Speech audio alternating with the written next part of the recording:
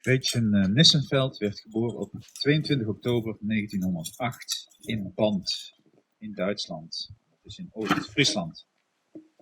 En het gezin Nissenfeld bestond uit de ongehuwde Gretchen, haar broer Jozef en haar moeder, de weduwe Bina Nissenfeld, geboren Kelman.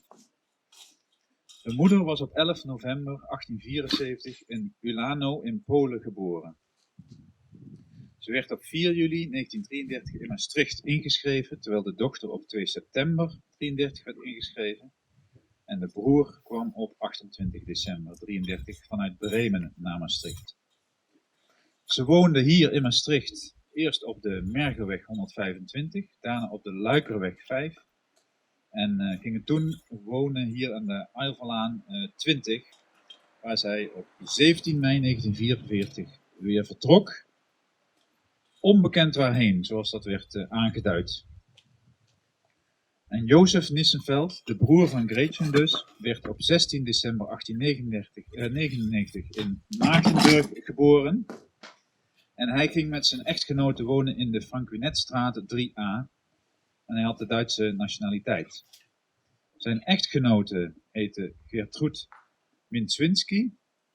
En zij was geboren op 3 december 1901 in Alt-Berung in Duitsland.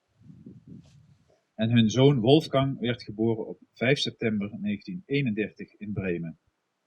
En op 6 april 1935 werd in Heerlen hun zoon Herbert geboren. En dit gezin vertrok uiteindelijk op 13 mei 1935 naar Tel Aviv. En die zonen zouden dus nog in leven kunnen zijn.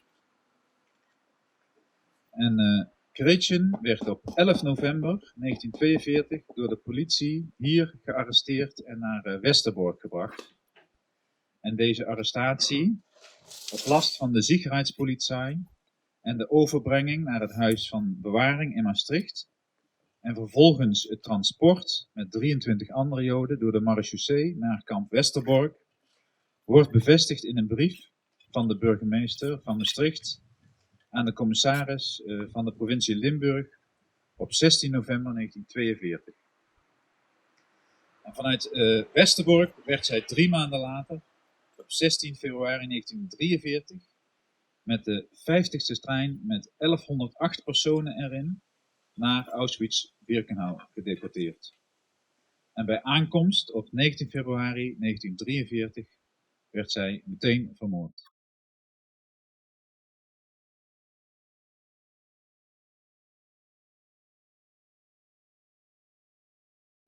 Ik ben geboren in 1934 in Maastricht op de Bergenweg.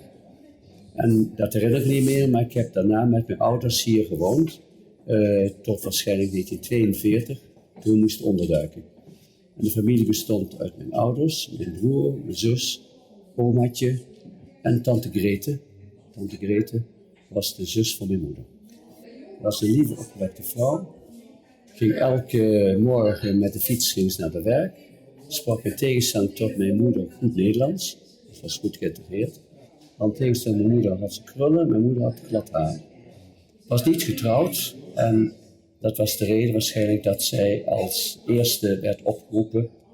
Of zich gemeld heeft, dat weet ik niet, of gearresteerd is. Dat is al vroeg gebeurd, dat moet zij in 1941 waarschijnlijk. En ja, zij is dus via Westerbork naar Auschwitz vervoerd. Ik heb 1 jaar op de Rijksleerschool gezeten, ja. Klopt. En toen mocht dat niet meer. Nee. Toen heb ik nog een jaartje inderdaad, waar nu Lumière was, ja. Het oude Lumière was, heb ik ook nog even gezeten. Ja, dat was daar. Dat is ja, goed, dat ben ik nog steeds niet Dat was achter de synagoge. Ja. En nu Lumière is, dat was een soort samenraapsel van allerlei klassen. En u bent zich kunnen onderduiken? U bent gewaarschuwd? Ja, wij zijn gewaarschuwd door een rechercheur van de politie. Hans Kraai? Hans Kraai? Nee, meneer Visser. Meneer Visser woonde ergens in de buurt van Noord-Geersweg. Toen zijn we dus meteen het huis uitgegaan. Dat was 1942. November 1942? Ja, misschien iets eerder. Ik denk al iets van juli of augustus 42 was dat. En toen zijn mijn broer, mijn zus en ik even nog 2 weken ondergedoken geweest bij de moeder van Marjorie Rieu. Ja. Nelly Eijmel heette zij. Ja, Nelly Eijmel, ja. Waarschijnlijk was haar aanstaande man, Edgar Kochman, ook met ondergedoken. Ja. Als hij nog niet getrouwd is. Ja. En mijn ouders zijn naar Brussel gegaan met mijn omaatje. Ja. En nou, ik ben ruim een jaar bij een boerderij in Roermond ondergedoken geweest, waar ik nog steeds contact mee heb. Toen kwam de razzia en toen hebben ze me weggebracht naar Trebeek. Daar ben ik ook een aantal maanden geweest bij een mijnwerkersgezin, heel goed behandeld. Vandaar ben ik toch naar Brussel gegaan met mijn ouders. Mijn broer is via Sittard naar Brussel gegaan en mijn zus via Voerendaal. We zaten op een gegeven moment dat zal 1944 zijn geweest, samen met z'n allen in Brussel, werd toch een beetje te gevaarlijk.